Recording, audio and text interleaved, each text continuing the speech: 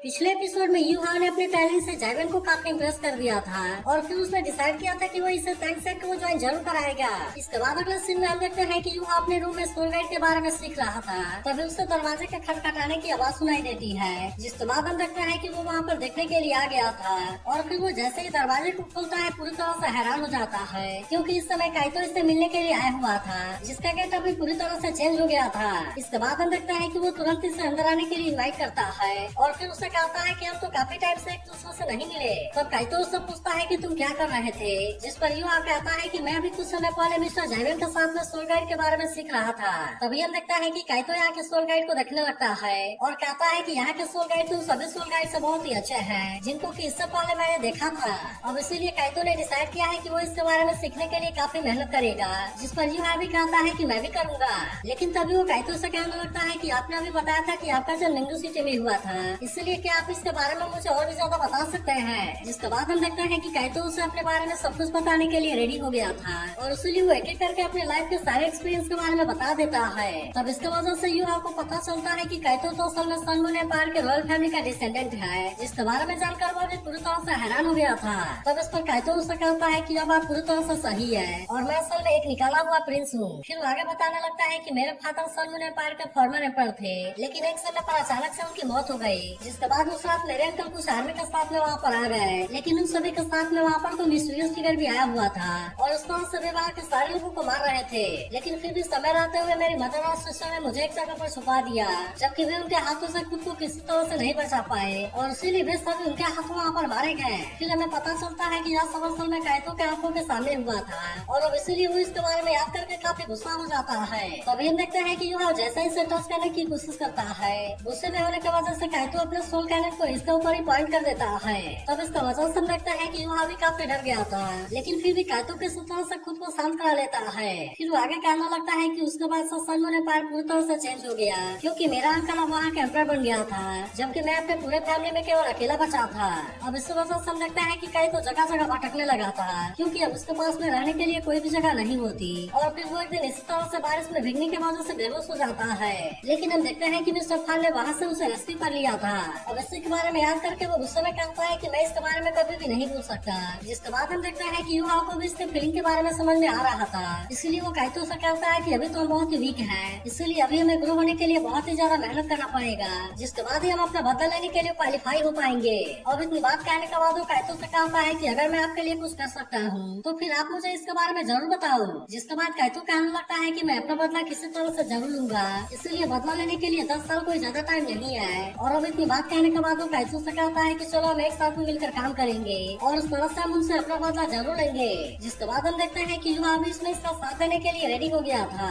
इसके बाद अगले सीन में हम देखते हैं कि यूहा सोल गाइड के बारे में सीखने के लिए लैब के अंदर गया हुआ था, जहाँ पर अंदर जाने से पहले उसका आइडेंटिटी के बारे में वेरीफाई किया जाता है और फिर उसके बाद हम देखते हैं कि उसे वहाँ पर अंदर जाने दिया जाता है। मगर तभी हम देखते हैं कि यूहा को यहाँ पर कोई लड़की नजर आती है, जिसका नाम असल में तैंग्रिन था और वो यहाँ पर किसी सोल गाइड टूल को बनाने के लिए कोशिश कर रही थी। तब उसे देख यूहा उसके पास आता है, जहाँ पर हम देखते हैं कि काफी मेहनत करने के बाद भी तैंग्रिन इसमें कामयाब नहीं हो पाई थी। अब इस वजह से हम देखते हैं कि तैंग्रिन यहाँ पर काफी परेशान हो गई थी, इसलिए यूहा उसकी हेल्प करने का डिसाइड करता है। जिसके बाद हम देखते हैं कि वे दोनों एक साथ मिलकर इसे बनाने लगे थे और फिर आखिरकार वो लड़की इसे बनाने में कामयाब हो जाती है। इसके बाद हम देखते हैं कि वो इस बात से काफी खुश हो गई थी और फिर वो एक्साइटेड होकर यूहा से अपना हाथ में मिला लेती है। लेकिन तभी हम देखते हैं कि इसके वजह से वो काफी शर्मा गई थी और तभी अचानक से उसके अंदर से बहुत सारे ऑरेंज गिरने लगते हैं। तभी इसी भी सुन देखते हैं कि उसके पैर के नीचे एक ऑरेंज आ जाता है, इसीलिए उसे देख यूहा भी उसे बचाने के लिए कोशिश करता है, लेकिन फिर भी वो इसे नीचे गिरने से नहीं बचा पाता। इसके बाद यूहा इसे बताता है कि मैं यहाँ पर एक नया एक्सचेंज स्टूडेंट हूँ। जिसके बाद हम देखते हैं कि वो इसके चेहरे की तरफ देखती रह जाती है। तभी इसी वक्त हम देखते हैं कि केके और साव भी यहाँ पर आ गए थे और उसे देख केके को ऐसा लग रहा था कि यूहा ने तैंग्रिन के साथ में कुछ किया है। अब इसी वजह से हम देखते हैं कि वो यूहा के ऊपर काफी गुस्सा हो गई थी और फिर वो कहने लगते हैं कि हमारे सन मून एकेडमी के स्टूडेंट को बुली करने की तुम्हारी हिम्मत कैसे हो गई। तब इस पर यूहा इनको समझाने की कोशिश करता है कि ऐसा कुछ भी नहीं है, लेकिन तभी हम देखते हैं कि साव इसकी कोई भी बात सुनने के लिए रेडी नहीं होता और फिर वो यूहा को धक्का देते हुए कहता है कि हमने इसे अपने आंखों से देखा है। इसके अलावा हम देखते हैं कि साव श्रेक एकेडमी के बारे में भी गलत बोलने लगा था। तब इससे देखते हैं कि केके से सब रोकने के लिए कहती है, लेकिन हम देखते हैं कि केके भी उसकी बात समझने की कोशिश नहीं करती और फिर वो कहने लगती है कि तुम्हें डरने की जरूरत नहीं है, क्योंकि अब हम यहाँ पर आ गए हैं। वहीं उधर हम देखते हैं कि साव यूहा को धक्का कर यहाँ से जाने के लिए बोलने लगा था, जिस पर यूहा इसे समझाने की कोशिश करता है कि मैंने उसे बुली नहीं किया। लेकिन इसके बाद भी हम देखते हैं कि साओ उसकी कोई भी बात सुनने के लिए रेडी नहीं होता और फिर वो कहता है कि मैं तुम्हें सबक जरूर सिखाऊंगा।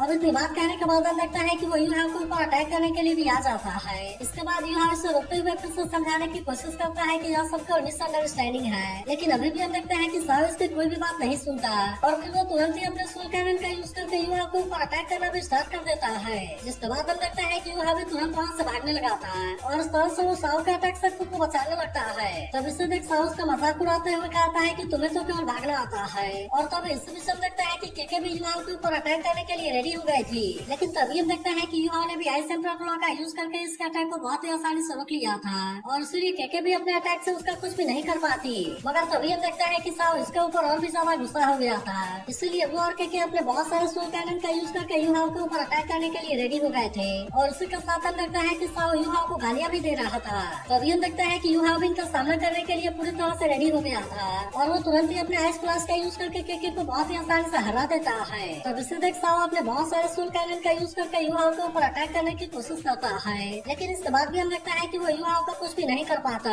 और तभी अचानक से यूहा इसके सामने आकर अपने पाँव से उसे बहुत ही बुरे तरीके से इंजर्ड कर देता है, जिसके वजह से कि साओ तुरंत यहाँ पर बेहोश हो गया था। तभी हम देखते हैं कि तैंग्रिन भी यूहा को रोकने के लिए कोशिश करने लगती है, लेकिन अब उसके केवल आंख में देखते ही उसकी हालत पूरी तरह से खराब हो गई थी। जिसके बाद हम देखते हैं कि यूहा अटैक करने के लिए बहुत ही खतरनाक सोल स्किल का यूज करने के लिए रेडी हो गया था, जिसमें हम देखते हैं कि ड्रैगन की पावर शामिल होती है और फिर यूहा वर्ड का यूज करके तैंग्रिन के ऊपर अटैक करने के लिए आ गया था। मगर तभी हम देखते हैं कि मिस्टर जैविन बहुत ही सही समय पर यहाँ पर आ गया था और फिर वो यूहा से रुक जाने के लिए कहता है। जिसके बाद हम देखते हैं कि यूहा ने तैंग्रिन के बिल्कुल सामने आकर अपने अटैक को रोक दिया था और इसीलिए इसे देख तैंग्रिन की हालत भी खराब हो जाती है। तभी हम देखते हैं कि मिस्टर जैविन भी यूहा के लास्ट वाले मूव को देख काफी हैरान हो गया था और वो कहता है क्या तुम्हें पता भी है कि अगर तुमने इसे नहीं रोका होता तो क्या हुआ होता। तभी यूहा सोचने लगता है कि रूल द वर्ड मुझे मेरे मास्टर ने मरने से पहले सिखाया था, जो कि फिजिकल और मेंटल अटैक का परफेक्ट ब्लेंड है, इसलिए ये वाली स्किल तो सभी सोल स्किल से बहुत ही ज्यादा पावरफुल है। और मुझे लगता है कि अगर मैंने इसका यूज करके तैंग्रिन के ऊपर अटैक कर दिया होता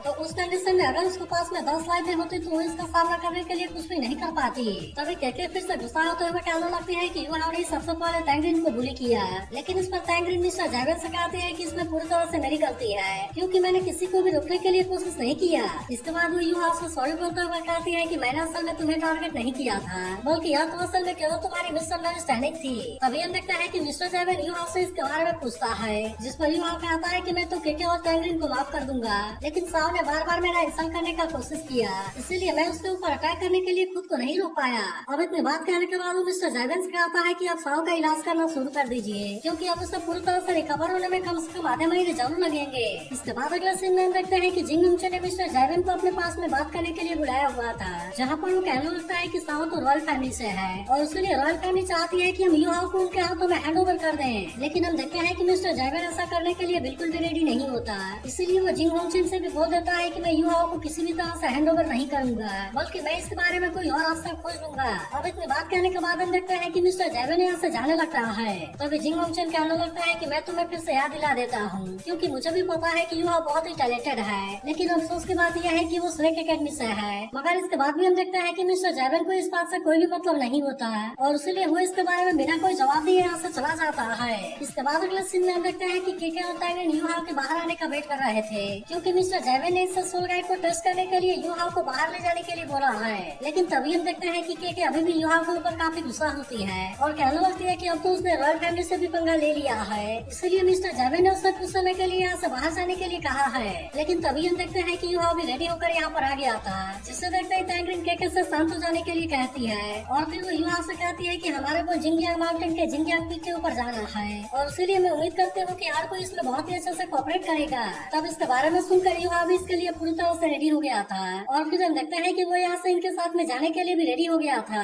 लेकिन अभी भी हम देखते हैं कि केके को यूहा से काफी जलन हो रही थी, जिससे देखते हैं ग्रेनू से कहती है कि अब बस भी करो। इसके बाद हम देखते हैं कि वे तीनों एक साथ में यहाँ से निकल गए थे और वे फ्लाई करते हुए जिंगयांग पीक की तरफ जाने लगे थे। तभी केके देखती है कि यूहा की स्पीड थोड़ी सी कम है, इसलिए वो इसके पास आकर कहने लगती है कि तुम जरा और भी तेज स्पीड से फ्लाई करो, नहीं तो फिर हो सकता है कि तुम्हारे वजह से हम इसमें लेट हो जाए। तभी इससे भी सुन सकते हैं कि उसकी नजर यूहा के एयरक्राफ्ट के ऊपर जाती है, जिसे देखते ही वो कहती है कि यह तो सच में बहुत ही अच्छा है। लेकिन इसके बाद भी हम देखते हैं कि यूहा इसके बात के ऊपर ज्यादा ध्यान नहीं दे रहा था और फिर वो तुरंत यहाँ से आगे की तरफ जाने लगता है। तभी हम देखते हैं कि तेंग्रिन उसे जिंगयांग माउंटेन के बारे में बताने लगती है, जो कि रिफांग कॉन्टिनेंट के नॉर्थ सेंट्रल पार्ट में लोकेटेड है, जो कि दिखने में बिल्कुल ही स्पाइडर के आकार का है। फिर वो आगे कहती है कि वैसे तो सेंट्रल माउंटेन में बहुत सारे मिनरल्स पाए जाते हैं, लेकिन वह जगह असल में बहुत ही ज्यादा खतरनाक भी है, क्योंकि वहाँ पर मेटल को पसंद करने वाले स्पेशल सोल भी पाए जाते हैं। लेकिन तभी से भी हम देखते हैं कि वे अपने डेस्टिनेशन के पास में भी आ गए होते हैं, इसीलिए तेंग्रिन से लैंड होने के लिए रेडी हो जाने के लिए कहती है। और फिर हम देखते हैं कि वे तीनों नीचे आ गए थे।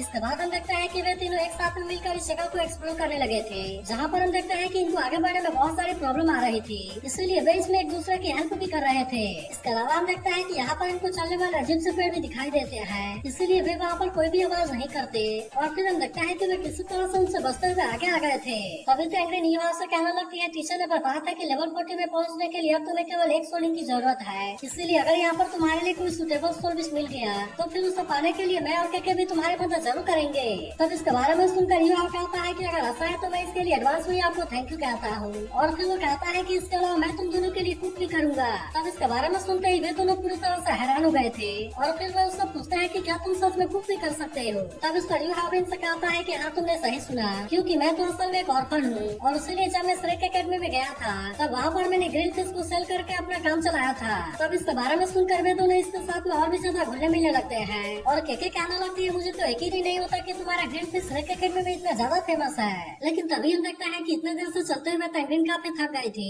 इसलिए वो इन दोनों से कहती है कि अब यहीं पर हम रेस्ट करेंगे। और फिर हम देखते हैं कि वो अपने किसी सोल गाइड का यूज करके बहुत ही आसानी से यहाँ पर एक टेंट को भी क्रिएट कर लेती है, जिसके अंदर सबसे पहले वही आराम करने के लिए चली गई थी। लेकिन तभी हम देखते हैं कि धीरे धीरे यहाँ पर रात हो जाती है, जहाँ पर सोते हुए तेंग्रिन को बचपन की यादों का कोई सपना आने लगा था। और फिर हम देखते हैं कि वो इसके वजह से धीरे धीरे परेशान होने लगती है। फिर हमें पता चलता है कि उसके सामने वाला आदमी कोई और नहीं बल्कि उसका फादर है, जो कि अब किसी वॉर में जाने के लिए रेडी हो गए थे। और इसलिए इस बात से तेंग्रिन और उसकी मदर काफी उदास होती है। अब इसके बारे में याद आने की वजह से तेंग्रिन का नींद खुल गया था। और तभी वो टेंट के बाहर केके और युवा को फिश खाते हुए देखती है, जिसके बाद हम देखते हैं कि वो भी इसे टेस्ट करने के लिए इनके पास में आ गई थी। और इसलिए युवा भी उसे ग्रिल फिश देकर टेस्ट करने के लिए कहता है, जिसके बाद हम देखते हैं कि तेंग्रिन भी उसे इसके लिए थैंक यू कहती है। लेकिन वो जैसे ही इसका केवल एक बाइट लेती है वो पूरी तरह से शांत हो जाती है, जिससे देखते ही केके इस बात से थोड़ी सी परेशान हो गई थी। और फिर वो तेंग्रिन से पूछने लगती है कि क्या तुम्हें सही नहीं लगा। तब इस पर तेंग्रिन कहते हैं कि नहीं, ऐसा सच में बहुत ही टेस्टी है, और मुझे ऐसा हो रहा है पिछले 2 सालों से ऐसा टेस्ट कभी नहीं आया था।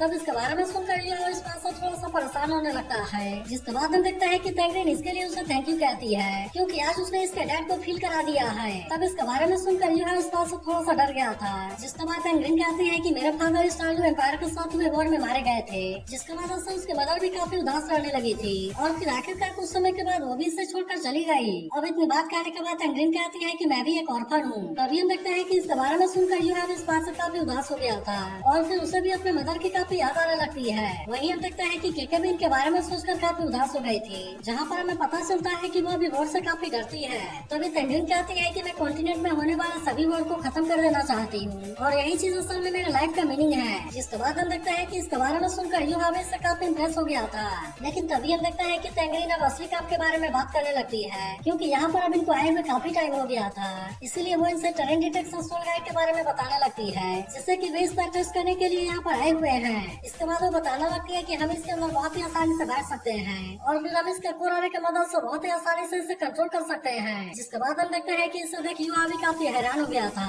और फिर वो कहता है कि ये तो बहुत ही एडवांस है। तभी तेंग्रिन कहने लगती है कि इसका सबसे पहला काम सर्वाइवल है, इसीलिए इसका आर्मर बहुत ही मोटा है, जिसकी वजह से वो लेवल 6 वाले सोल मेंटर को भी बहुत ही आसानी से रोक सकता है। तब इसके बारे में सुनकर युवा कहने लगता है कि फाइनली मुझे समझ आ गया कि आखिरकार मास्टर वो इतना बड़ा रिस्क क्यों लेना चाहते थे। और फिर वो कहने लगता है कि मैं भी रॉयल सोल इंजीनियर एकेडमी में एंटर करने वाला हूँ, लेकिन मैं असल में केवल इनके साथ में कॉन्टेक्ट करने के लिए नहीं आया, बल्कि मुझे यहाँ पर भेजने का मतलब था कि मैं यहाँ के सारे काम के बारे में बहुत ही आसानी से समझ सकूँ। तभी केके उससे कहने लगती है कि हमारी एकेडमी पिछले 30 सालों से इसके ऊपर स्टडी कर रही है, और इसलिए यह चीज हमारे लिए बड़ी खास है। तभी हम देखते हैं कि तेंग्रिन इन दोनों को भी अपने साथ लेकर अंदर चली जाती है, जहाँ पर हम देखते हैं कि अब उसने इस सोल गाइड को स्टार्ट भी कर दिया था, और उसे स्टार्ट करते ही उसके अंदर एडवांस सिस्टम एक्टिवेट हो जाते हैं। तभी हम देखते हैं कि आगे बढ़ने के लिए उसके अंदर से 2 पैर भी बाहर आ गए थे, और इसके अलावा हम देखते हैं कि इसके अंदर 2 हैंड भी होते हैं। तभी कुछ देर के बाद हम देखते हैं कि तेंग्रिन इस युवा को भी चलाने के लिए देती है, ताकि वो भी इसे कंट्रोल करने के बारे में सीख सके।